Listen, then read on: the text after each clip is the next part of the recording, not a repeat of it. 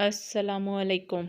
شادی کی پہلی رات میاں بیوی نے فیصلہ کیا کہ جب وہ کمرے میں پہنچ جائیں گے تو پھر دروازہ نہیں کھولیں گے، چاہے کوئی بھی آ جائے۔ ابھی دروازہ بند ہوئے تھوڑی ہی دیر ہوئی تھی کہ دولہے کے والدین کمرے کے باہر پہنچے تاکہ اپنے بیٹے اور بہو کو امن اور راحت بھری زندگی کی دعا دے سکیں۔ دستک ہوئی، بتایا گیا کہ دولہے کے والدین باہر موجود ہیں۔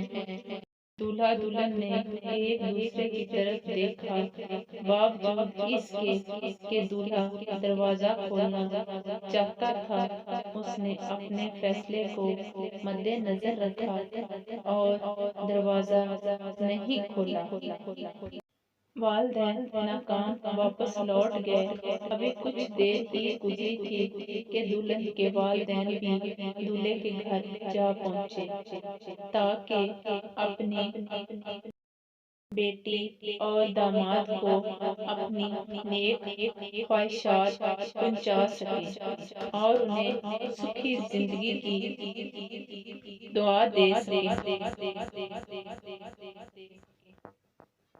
ایک بار پھر کمرے کی دروازے پر دستک دی گئی اور بتایا گیا کہ دلہن کے والدین کمرے کے باہر موجود ہیں۔ دولہا دلہن نے ایک دوسرے کی طرف دیکھا،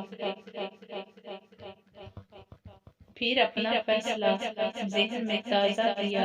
باوجود اس کے کہ فیصلہ ہو چکا تھا، دلہن کی آنسوں بھری سرگوشی سنائی دی۔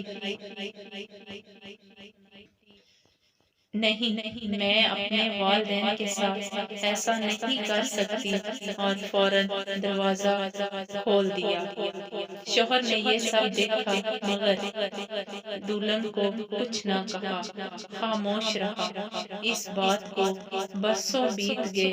ان کے ہاں 4 بیٹے پیدا ہوئے اور 5ویں بار ایک بیٹی پیدا ہوئی۔ شوہر نے ننھی گڑیا کے اس دنیا میں آنے کی خوشی میں ایک بہت بڑی پارٹی کا انتظام کیا اور اس پارٹی میں ہر اس شخص کو بلایا جسے وہ جانتا تھا اور خوب خوشیاں منائی گئیں۔ اس رات بیوی نے اپنے شوہر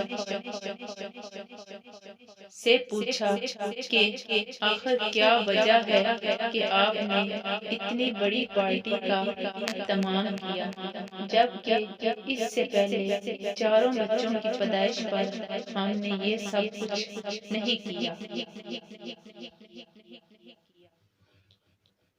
شوہر مسکرایا اور بولا، یہ وہ ہے جو میرے لیے دروازہ کھولے گی۔